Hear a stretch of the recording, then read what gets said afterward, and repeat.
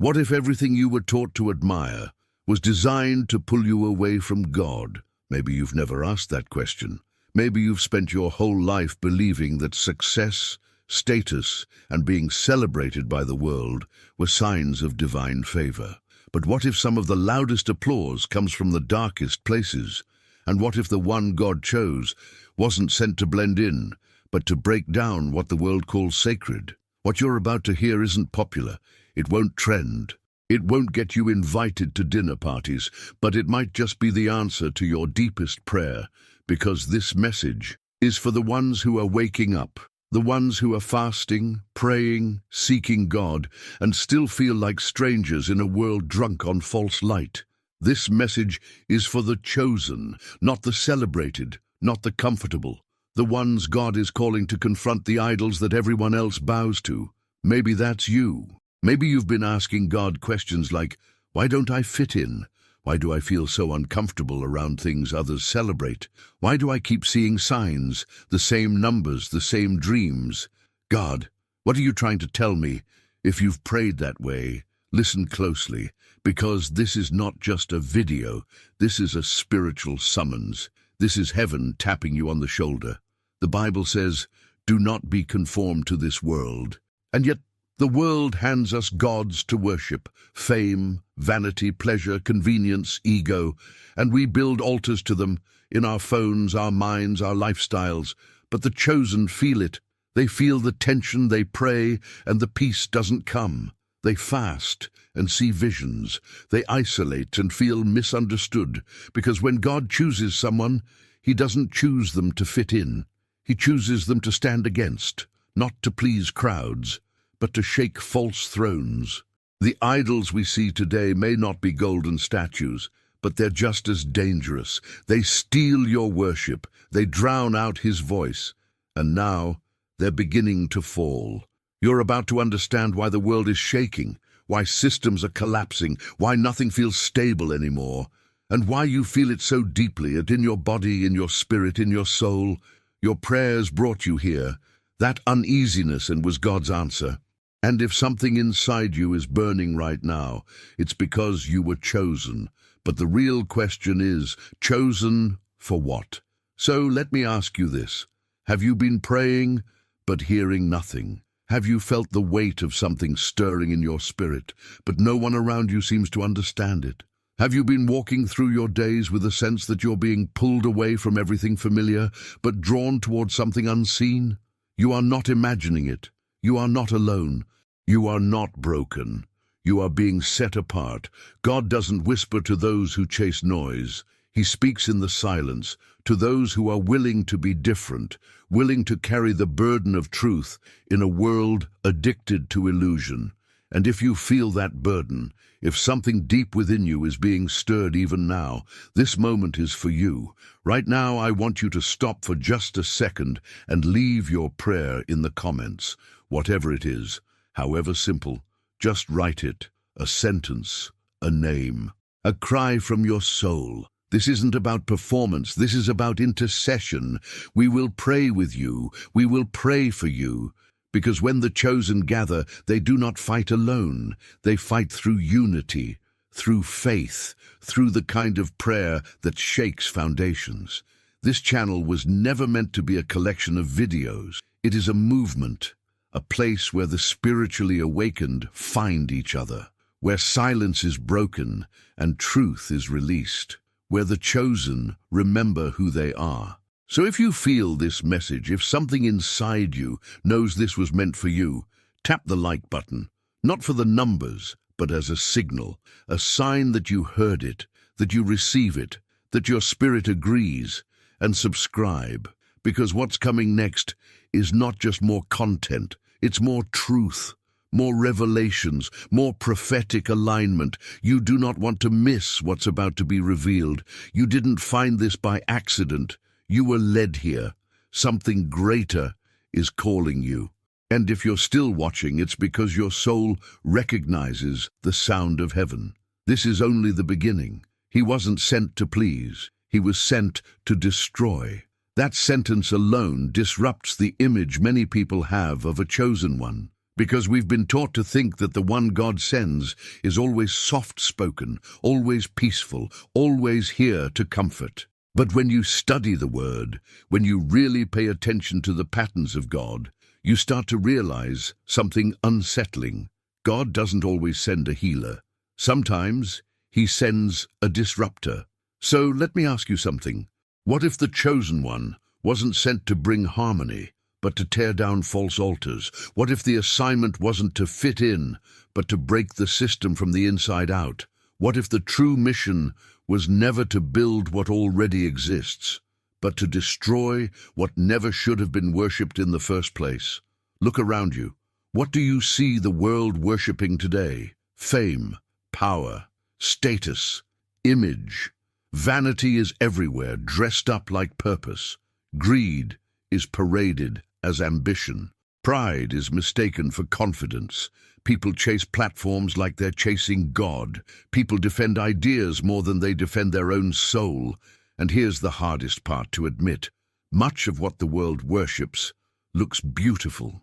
It looks good. It looks like something worth chasing, but just because it shines doesn't mean it carries the light of heaven. The enemy is subtle. He doesn't offer you chains. He offers you stages. He doesn't bind you with fear. He binds you with attention. And the scariest idols are the ones that don't look like idols at all. Imagine this, a crowd of thousands, faces glowing, not from God's presence, but from screens lit with manufactured light. Their eyes wide open, but their spirits completely blind. Their hands raised not in worship, but in obsession, not to a savior, but to a system. Gold isn't always a statue. Sometimes it's a brand. Sometimes it's a number. Sometimes it's the illusion of being seen, validated, important. And the world feeds that hunger until it becomes spiritual addiction. But the chosen one, he sees through it. He walks into that crowd, not to be adored, not to be applauded, not to entertain. He walks in with eyes like fire. He walks in carrying a voice that shakes things. He walks in with a mission written by heaven and misunderstood by man. He doesn't speak to gain followers. He speaks because heaven is speaking through him. He doesn't come to pat backs or say what's easy. He comes to announce that judgment begins at the altar, and that the altar is polluted. So when he opens his mouth, it's not to blend in. It's to tear apart the illusion. It's to call idols what they really are.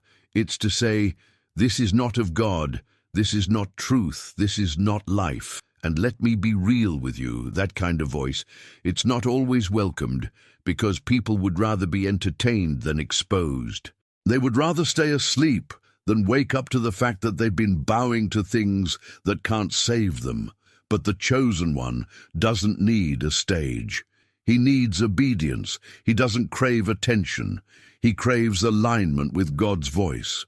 You might be feeling uncomfortable right now. That's okay. Sometimes the truth doesn't soothe, it shakes. Sometimes the anointing doesn't make you feel warm. It makes you feel wrecked. But that wrecking is the beginning of awakening. And that awakening is the beginning of your mission.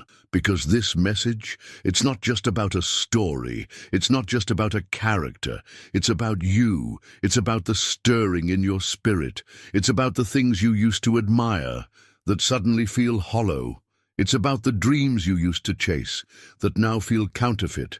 It's about the crowd you once tried to belong to, but now feel distanced from. And that distance is divine. If you're hearing this and something inside you is burning, that's not emotion. That's recognition. You are recognizing the lie. You are seeing through the mask. You are waking up to the reality that the world has been bowing to false gods. And maybe, just maybe, you were born to be the one who speaks when everyone else stays silent. So I'll ask again, what if the chosen one wasn't sent to comfort? What if he was sent to confront? What if your silence is no longer acceptable to heaven? What if your discomfort is the signal that it's time to move, to speak, to stand? There's a cost to being chosen, but there's also a consequence to pretending you're not.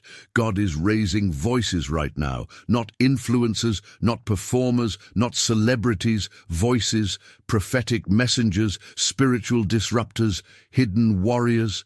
He's awakening a remnant that the world tried to ignore, and when they rise, the idols fall. Now, if you've made it this far, you know this wasn't just another video. This was a moment, a mirror, a message, and if it spoke to you, if you felt it in your bones, I want to ask you to do something simple. Type in the comments, "I see the idols," just those 4 words. It's not for the algorithm, it's for your alignment. Because sometimes the act of writing it out is the act of waking up. Sometimes the confession is the declaration that hell has feared you making. And if you've ever looked around and thought, why does the world worship this? You're not the problem. You're the answer. You were never called to fit in. You were sent to destroy. What the world worships is built to blind you.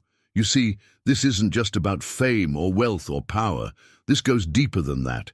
This is a system, a structure, a network of influence designed with surgical precision to keep your spirit asleep while making your senses feel alive. It's not just cultural, it's spiritual. The world doesn't simply entertain, it indoctrinates. It doesn't just distract, it programs. They call it freedom, but it's slavery. They call it self-expression, but it's bondage wrapped in glitter. They call it enlightenment, but it's confusion in disguise. Every day, the world offers you a menu, and every option looks delicious, desirable, safe, but none of it feeds your soul. None of it brings you closer to your Creator. It's all built to pull you away, layer by layer, until the voice of God sounds distant, and the pull of the system feels like home. And here's the terrifying part. It's subtle. The enemy isn't loud. He's calculated. He doesn't always show up with horns and red eyes. He shows up as what you thought you needed. He shows up as opportunity, connection, influence, relevance. And while you're clapping for your new promotion, you don't even realize you're being chained to a new idol. While you're chasing that platform, you don't notice that your prayer life is shrinking. While you're celebrated by the world, heaven goes silent. And you don't even ask why. Because the system has convinced you that silence from heaven is normal, as long as you're winning in the eyes of men. Let me say it plainly. The system isn't neutral. It was never neutral. It has a spirit, it has a doctrine, and it has a goal: to keep your soul tethered to everything temporary and blind to everything eternal. And here's how it works. Slowly, gently. It doesn't take your faith away all at once. It wears it down, one compromise at a time, one justification at a time, one trend, one habit, one convenience. They've turned distraction into a lifestyle. They've turned comparison into culture. They've turned rebellion into empowerment. This is what the system does. It shapes your perception until you start defending your own chains, until you start calling your bondage blessing, until you start fighting to stay inside a prison that doesn't even look like a prison anymore. You think you're free because you chose it. But what if what you chose was chosen for you by an algorithm trained to know your weaknesses better than you do? This is spiritual warfare. And it's not just happening in churches. It's happening in your phone, in your mind, in your music, in your relationships, in your timelines. It's happening every time you choose convenience over conviction, every time you scroll past the voice of God to feed your own anxiety with curated perfection. You're not just up against culture, you're up against programming, demonic programming, invisible ideologies masked as modern wisdom, seduction dressed as personal growth, imitation spirituality packaged with enough vague truth to keep you curious, but never truly converted. This is a prison made of light, a prison that looks like success. But just because it glows doesn't mean it's glory. This is why the chosen one feels uneasy. This is why nothing satisfies. This is why he walks into rooms filled with laughter and feels grief, because his spirit isn't tuned to the system. It's tuned to the whisper of heaven, and heaven is grieving. There is a sadness in the spirit realm right now, a sorrow over a generation that's calling evil good and good evil, a heaviness over people being sedated by dopamine while their destiny dies in silence. And yet, the system keeps clapping. It keeps rewarding rebellion. It keeps mocking consecration. It keeps offering stage time to those who trade truth for applause. But the chosen ones don't want the stage. They want the fire. They want the altar. They want the whisper that splits the atmosphere. They want the spirit of truth, even if it costs them everything the world promised. The world says, be yourself. God says, deny yourself. The world says, follow your heart. God says, the heart is deceitful above all things. The world says, live your truth. God says, I am the truth. This system is clever. It lets you decorate your own chains. It lets you design your prison and call it a palace. But the chosen one, he sees the cracks. He feels the fracture between the light the world offers and the light that comes from God. And here's what's even more dangerous. This system doesn't just operate in the world. It has crept into the church, into pulpits, into worship, into sermons that no longer confront sin but coddle feelings, into communities that are more concerned with being liked than being holy. It's a system that teaches you to tolerate what God told you to tear down, to coexist with what you were anointed to destroy, to befriend what you were called to rebuke. But if you're truly chosen, you can't stay silent in this system, because the system doesn't just want your attention, it wants your allegiance. And here's the test. Will you bow when the crowd does? Will you echo their applause? Or will you stand, even if you stand alone? Because the system will tempt you to trade revelation for relevance. It will tempt you to speak smoother, post prettier, live quieter. But the chosen one doesn't echo culture. He confronts it. And if your heart is racing right now, if your spirit feels like it's breaking open, that's not discomfort. That's clarity. That's the veil lifting. That's the chains rattling. That's the Holy Spirit reminding you that you weren't born to blend in. You were born to disrupt. Now, if you're still with me, if these words pierced something inside you, don't just nod quietly. Type it in the comments. Write it out. Let hell hear it. Say, I see the system. And if you've ever felt like you were awake in a world fast asleep, maybe you weren't imagining it. Maybe you were never meant to sleep in the first place. The chosen sees what others can't. It doesn't start with a vision. It starts with a feeling, subtle, quiet, like a frequency that only you can hear, but everyone around you seems deaf to it. You walk into places that used to feel normal, and now they feel hollow. You hear conversations, and they sound distant, shallow, mechanical. You laugh, but you don't feel joy. You succeed, but you don't feel purpose. Something inside you has shifted, and the shift won't stop. It happens slowly, then all at once. A pull, a stirring, a whisper in the night that wakes you up at 2:22 a.m. for no reason and leaves you staring at the ceiling wondering, is God trying to tell me something? You start seeing the number 1111 everywhere. Clocks, receipts, street signs. You think it's coincidence until it's not. Until the pattern becomes a language. Until the repetition starts to feel divine. Then come the dreams, not the kind you forget after a cup of coffee, the kind that feel more real than waking life, the kind that leave you weeping or gasping for air. You start writing them down. You start asking God, is this from you? You start wondering why your spirit won't let you rest, even when your body is exhausted. And all around you, people seem fine, asleep, content, numb. They celebrate things that make your spirit grieve. They chase things you once desired, but now repulse you. They speak with such confidence about a world that feels more like a simulation to you than reality. And somewhere deep inside, the revelation begins to take root. You were not made for this system. You were not built to worship what they worship. You were chosen to see. But seeing comes at a cost, because once your eyes are open, you can't go back. Once the veil lifts, nothing tastes the same.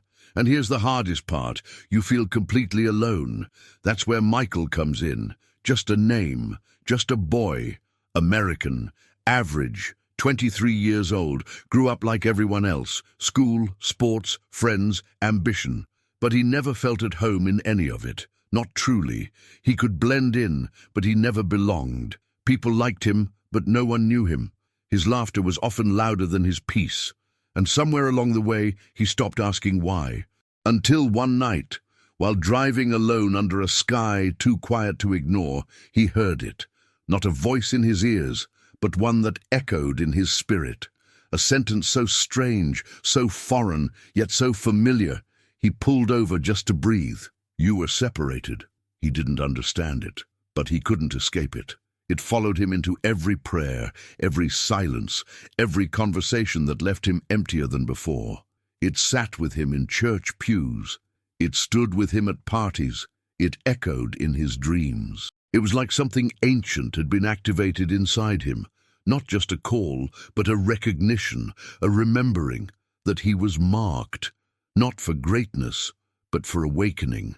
And the more he leaned into it, the more everything else began to fall away. Friendships dissolved, desires died, ambitions shrank. The applause of the crowd no longer echoed in his soul. In fact, it made him nauseous. What others praised, he questioned.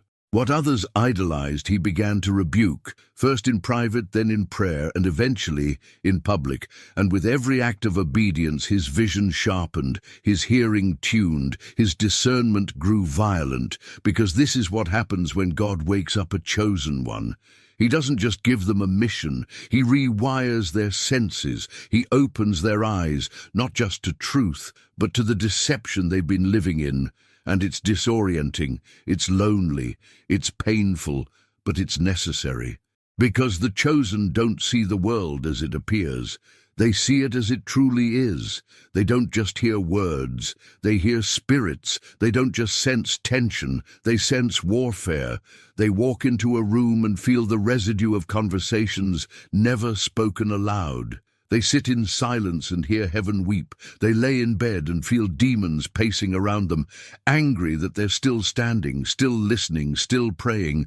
And it's not because they're better, it's because they're surrendered. Because they said yes to the shaking.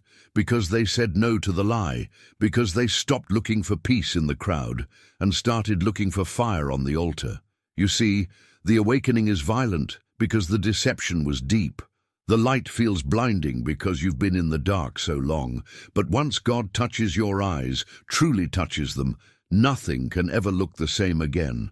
That's what Michael learned, not in a church, not in a revival, but in the quiet moments, in the loneliness, in the ache, in the wilderness. And if you're still here, still listening, still feeling every word of this in your bones, maybe it's because you're like him. Maybe it's because you've been seeing things no one else talks about. Maybe it's because God's been whispering to you through numbers, through dreams, through patterns, through silence. Maybe it's because you felt like a stranger in your own life, like the world got louder just when you started to long for something deeper. You are not broken. You are not late. You are not crazy. You are waking up. You are being pulled out of the fog. You are remembering who you really are. You are recognizing what others still deny. And the more you awaken, the more you realize. The reason you never fit in is because you were never supposed to. So if you've felt that shift, if you've seen the signs, heard the call, felt the pull, don't keep it silent. Type it. Declare it. Let it be known. Write the words, I am awakening. And if you've ever looked around and wondered why everyone else seems satisfied, while your spirit cries out for something more, you're not lost. You're being found. You're not falling apart. You're waking up. The chosen one is never accepted by the system he came to destroy. Not because he's arrogant, not because he's loud, not because he wants to start a fight, but because his very presence disturbs the foundation of what's false. He doesn't even need to speak for people to feel uncomfortable. He walks in a room and things shift, conversations get quieter, faces turn, some stare, some scoff, Some smile, but only with their mouths, because deep down they know something is different. He doesn't worship what they worship. He doesn't play by their rules. He doesn't bend where they bow. And that alone is enough to make him a threat. The system is fragile, no matter how powerful it appears. It relies on agreement. It needs everyone to play along, to pretend, to perform. So when someone shows up and refuses to participate, refuses to bow, to fake it, to smile and conform, it doesn't just annoy the system, it exposes it. And nothing angers the darkness more than being exposed by someone who simply carries light. That's why the chosen one is rejected, not because he's wrong, but because he's right. And his truth disrupts their comfort, because when he speaks, masks crack. When he prays, spirits tremble. When he walks in integrity, systems built on manipulation start to shake.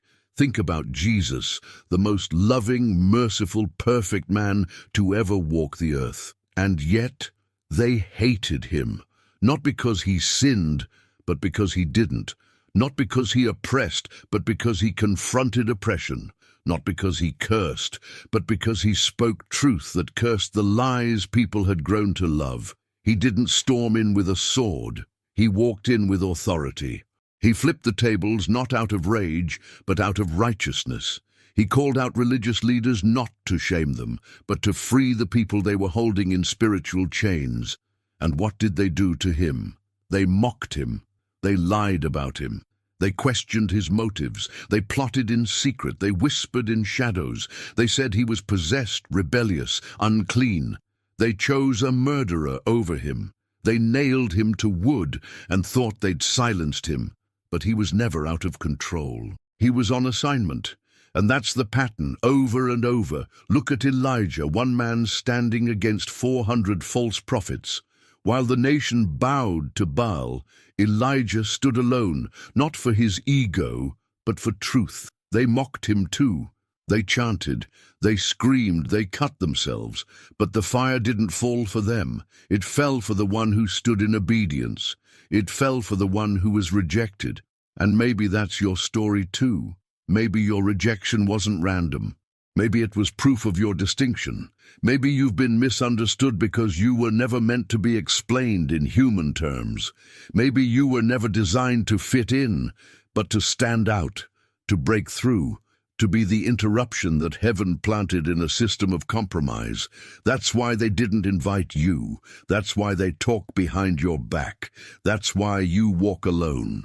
That's why your name comes up in rooms you've never entered, and people form opinions about you without ever hearing your heart. Because when you carry oil, the dry will envy you. When you carry fire, the lukewarm will fear you. When you carry heaven's voice, hell will do anything to silence it. And yet here you are, still breathing, still praying, still watching, still believing that maybe, just maybe, this rejection was actually divine protection. That maybe this isolation was actually consecration. That maybe, in every season where you were left out, God was drawing you deeper in. Because some tables are too small for what God is doing in you. Some rooms are too crowded for the anointing He's trying to pour out. Some platforms are too low for the elevation He's preparing. So stop mourning what didn't accept you. Stop chasing what couldn't contain you. Stop apologizing for carrying what makes the world uncomfortable. You weren't chosen to be liked. You were chosen to be light, and light isn't always welcomed by eyes that have adjusted to darkness. Light irritates what's been hidden. Light exposes what's been comfortable in the shadows. Light brings heat. Light brings change. Light brings confrontation. And let's be honest, confrontation is exhausting, especially when you didn't ask for it. You didn't ask to be different. You didn't ask to carry this weight. You didn't ask for this level of discernment, this clarity, this fire in your bones that won't let you sit still while the world spins out of control. But here's the truth. The rejection wasn't a punishment. It was a signpost, a signal, a separation. Because those who are truly called by God can't stay hidden forever, and they can't stay in places that dishonor what they carry. You can't water yourself down just to be accepted by people who are allergic to your assignment. Yes, it hurts. Yes, it gets lonely. But the oil only flows when the crushing is complete. The fire only falls when the altar is built. And the voice only grows when the silence is embraced. So if you've been rejected, mocked, misunderstood, remember this. You are in good company. So was Jesus. So was Elijah. So was Jeremiah. So was Paul. They were rejected too, not because they were wrong, but because they were righteous, because they carried something the world wasn't ready for, but desperately needed. And so do you. Now, if you've ever asked yourself, why don't they see me? Why don't they understand? Maybe it's because you were never meant to be seen by them. Maybe you were always meant to be seen by the one who called you, the one who separated you, the one who still walks with you, even when everyone else walks away. And if you're still watching, if these words feel like they're not just being spoken, but pulled from your own heart, I want you to say something out loud. Whisper it. Type it. Declare it in the comments. I belong to another kingdom, because maybe that's the truth you've been waiting to hear all along. You were never rejected. You were just remembered by the kingdom you came from. And then the idol begins to crack. It doesn't happen all at once. It starts slow, subtle, a glitch in the system, a tremor in what looked like stone, a fracture that the crowd pretends not to see, even though they all felt it. The stage lights still shine. The music still plays. The followers still post. But something is off, something is breaking, and deep down even the blind can feel it. The idol is falling. It's not just a statue in a temple, it's everything the world has built and bowed to. The personalities, the platforms, the movements, the agendas, the celebrities who were untouchable, the billionaires who were worshipped, the systems that seemed eternal. They're all starting to unravel, not because someone is attacking them, but because the truth is rising. And when truth rises, lies collapse under their own weight. The chosen doesn't carry a hammer. He doesn't need one. He carries something more dangerous, clarity. He walks in truth, and truth carries a frequency that exposes what's fake. He shows up, and the atmosphere shifts. He speaks, and the masks crack. He prays, and the powers behind the thrones begin to tremble. He doesn't need a crowd. He just needs alignment with heaven, because real authority doesn't scream, it stands. And when it stands, darkness remembers who it answers to. Look around. The signs are everywhere. Celebrities breaking down on live streams, influencers quitting the very platforms that made them famous. Mega companies laying off thousands overnight, bankers jumping from rooftops, politicians flipping narratives, gurus admitting they were wrong, pastors confessing double lives. Entire industries built on manipulation, suddenly exposed, and the world pretends to be shocked. But the chosen saw it coming. He always does. Because before the collapse, he felt the tension. Before the headlines, he heard the whispers. Before the system broke, he felt the shaking in his spirit. The truth doesn't need permission to show up. It arrives like a reckoning, and when it does, everything that was propped up by hype, illusion, ego, and money begins to shake. Everything that was praised without prayer begins to wither. Because idols don't die peacefully, they crumble violently, and those who built their lives around them often go down with them. This is why the chosen never worships the spotlight. He's seen what it does. He's watched too many rise too fast, only to fall even faster. He's learned to be suspicious of applause that comes too quickly and fades too silently. He knows that everything built without God's foundation is doomed to decay. And it's not just about the public figures, it's about the systems inside you, the lies you believed, the addictions you normalized, the patterns you called personality, the wounds you stopped praying about. They're breaking too, because when heaven steps into your life, nothing unholy can keep its shape. You start to see differently. You start to feel sick around things you used to celebrate. You start to disconnect from environments that once felt like home. You start to hear God in the quiet moments and realize He was speaking the whole time. You just weren't listening. And here's what most people miss. The shaking isn't the judgment, it's the mercy. It's the sign that God is still involved, still present, still willing to tear down what's false so he can build what's real. But that mercy is not gentle. It flips tables, it scatters coins, it breaks partnerships, it ends cycles, it calls things out that you tried to hide for years. It tears you away from people you love more than truth, and it hurts, but it heals. Because God will break what's fake before he lets it bury what's true inside you. And the truth is, you were never made to worship what's falling. You were made to stand while it falls.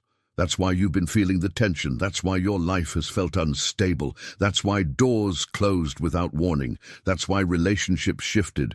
That's why you were rejected, isolated, misunderstood. Because God is pulling you out of the collapse so you can become a witness, not a casualty. He's not destroying your life. He's removing the idols. And when idols fall, you finally see what they were blocking. Light, peace, clarity, anointing, assignment, truth. And maybe that's what's been happening all along. Not punishment, but preparation. Not rejection, but realignment. Not confusion, but clarity cracking through the surface of everything that tried to own you. You're not breaking down. You're breaking free. So now look again at the world. Watch what's crumbling. Pay attention to what used to be stable, but now trembles at the mention of truth. The signs are not subtle anymore. The shaking is not hidden. And the voice of the chosen is getting louder. The world can't ignore the sound forever, because when the idol cracks, something holy begins to rise. And if you've seen it, if you've felt it, if you've looked around and thought, something's off, something's ending, you're not alone. Type it in the comments, I saw the fall. Say it out loud if you have to. Let your spirit respond, because the moment you admit that the idol cracked is the moment you begin to see what's coming next. He doesn't need applause. He needs to obey, because obedience is the weapon of the chosen. Not charm, not charisma, not performance, not applause. Radical, inconvenient, uncomfortable obedience. That's the true power of the one God has separated. He doesn't wake up looking for confirmation. He wakes up looking for instruction. He doesn't crave stages. He craves clarity. He doesn't need likes. He needs alignment. Because when you're chosen, the crowd doesn't become your compass. The voice of God does. And that voice doesn't always say what you want to hear. It doesn't say, make peace with your surroundings. It says, tear down every false altar they've built around what I never blessed. It doesn't say, build your platform. It says, build my altar. It doesn't say, save the world. It says, wake up the ones who still sleep. Confront the lies they've called truth. Shake the systems they've mistaken for me. That's the true call, not comfort, not recognition, but fire. Because when heaven speaks, it doesn't send flowers, it sends fire. And that's what the chosen one carries. Not a message of tolerance, a message of cleansing. Not a message that makes everyone clap, but one that makes the room grow silent because deep down everyone knows something sacred has just entered. He walks differently, talks differently, moves differently. Not because he's better, but because he's surrendered. The fire he carries didn't come cheap. It cost him peace. It cost him friendships. It cost him sleep. It cost him being understood. But he paid it, and now he burns. This fire is not rage. It's not rebellion. It's not ego. It's conviction. It's the ache of heaven in human form. It's the grief of God wrapped in skin. It's the urgency of a kingdom that's breaking through the noise of a world in love with lies. And when God gives you that kind of fire, you don't sit still. You don't watch culture collapse and stay quiet. You don't see souls fading and play it safe. You don't feel the weight of eternity and still chase the temporary. You burn. You speak, you move, you obey, and obedience always costs something, sometimes your image, sometimes your comfort, sometimes your entire plan for your life. But obedience is the currency of the kingdom, and the chosen one understands that better than anyone, because this call is personal. It's not a career, it's not a brand, it's not a strategy, it's an assignment, and it came before he was born. He didn't choose it, he couldn't even explain it, but he couldn't run from it. Every time he tried to live normal, something interrupted him. Every time he tried to hide in the crowd, something pulled him back into isolation. Every time he tried to say no, something burned so violently inside his chest he thought it would consume him. Because when God marks you, there's no going back. You can sin louder, you can run farther, but heaven will still whisper, "You're mine." And that whisper turns into fire, and that fire turns into obedience. And that obedience becomes your only form of peace. You stop asking for permission. You stop waiting for people to get it. You stop explaining the vision to people who were never meant to carry it with you. You stop negotiating your anointing in rooms that were never built for your presence. Because when you finally say yes to the voice, the world around you will shift. The darkness will notice. The system will tighten. The crowd may thin, but your eyes will open wider than ever. Your spirit will awaken with authority, and the atmosphere around you will start responding, not to your voice, but to the God who's finally flowing through it. Because that's the truth. The chosen one is not impressive. He's obedient. He doesn't seek applause. He seeks alignment. And when he aligns, everything in hell starts to shake. That's what obedience does. It sends shockwaves. It opens portals. It releases prophetic clarity. It silences confusion. It releases angelic covering. It shifts timelines. It disturbs systems. It resurrects dead things. That's why God doesn't need you to be famous. He needs you to be faithful. He doesn't need your performance. He needs your surrender. He doesn't need your perfection. He needs your yes. Because your yes is sacred, and the moment you give it fully, truly, you stop living for your own name and start preparing the way for His. That's the call. You were never sent to save the world. You were sent to wake it, to ignite it, to shake it, to announce that something is coming, and to tear down anything standing in its way. You are not here to decorate the system. You are here to dismantle it, not with violence, not with pride, but with obedience. Because obedience will make you walk where no one's walked, say what no one said, break what no one thought could be broken, and stand where no one thought you'd survive. This is the price of carrying the voice. You lose your comfort, but you gain clarity. You lose your approval, but you gain authority. You lose your followers, but you gain fire. You lose your small vision, but you gain divine assignment. And if your heart is beating fast right now, it's because the voice is already speaking. So if you've heard it, if you've felt it, if you've seen the cost and said yes anyway, write in the comments, "I say yes to the fire." Because when heaven sends a chosen one, he doesn't come with flowers. He comes with fire. The world is shaking, but the real war hasn't even started. You feel it, don't you? The tension in the air, the instability behind every system, the chaos that looks like coincidence. But in your spirit, you know, it's orchestration. Something is moving, something is rising. The cracks have widened, the idols have fallen, and the illusions are beginning to dissolve. But this isn't the end. This is just the opening act. Because when God sends a chosen one, He doesn't just send them to speak, He sends them to divide, to separate light from darkness, truth from performance, conviction from comfort. He sends them into places that are still clapping for broken thrones, and He whispers, "Tear it down," and the chosen obeys. Not for applause, not for acceptance, but for alignment. But after the shaking, after the fire, after the idols begin to crumble, what happens next? That's where the true war begins.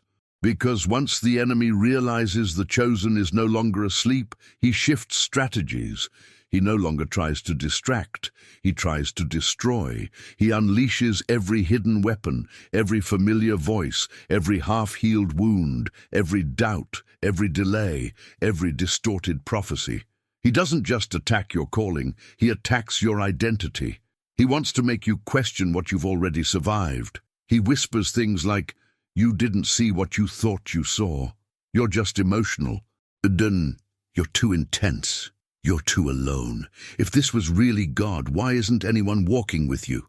And if you're not rooted, you'll start to believe the echo instead of the voice. You'll start to shrink. You'll start to reconsider. You'll start to convince yourself that the system maybe wasn't so bad after all, that maybe you were too harsh, too bold, too prophetic, too disruptive. That's the final trick of the system, to convince you to rebuild what you were sent to destroy. But the chosen one doesn't flinch. He may be weary, he may be bleeding, he may feel like heaven has gone silent after all he's sacrificed, but he doesn't go back, because the cost of going back is always higher than the pain of pressing forward. He remembers the dream, the vision, the whispers that first woke him. He remembers the feeling of fire on his bones. He remembers what it felt like when he first realized that his life was never his own, that he was carrying something eternal inside of a temporary shell. He doesn't just want comfort anymore. He wants completion. He doesn't just want understanding. He wants assignment. He doesn't just want relief. He wants revelation. Because he's seen too much now. He knows too much. He's walked too deep in the spirit to ever settle for shallow waters again. He's not afraid of storms. He is the storm. He doesn't wait for permission. He moves on revelation. And he understands that the shaking was never the end. It was the signal. The real war is spiritual. It's not flesh and blood. It's principalities, powers, patterns, programming, altars still standing in places that call themselves holy, agreements made in silence, bloodlines never cleansed, territories unclaimed, voices muted for generations, waiting for someone bold enough to speak what everyone else fears. And that someone might be you. Because here's the revelation. The chosen one isn't a myth. He's a mirror. You didn't stumble on this message. You were summoned by it. You didn't just hear a script. You heard your spirit being confirmed. You didn't just watch a video. You entered a war. And in war, neutrality is treason, silence is agreement, delay is disobedience. That's why this moment matters.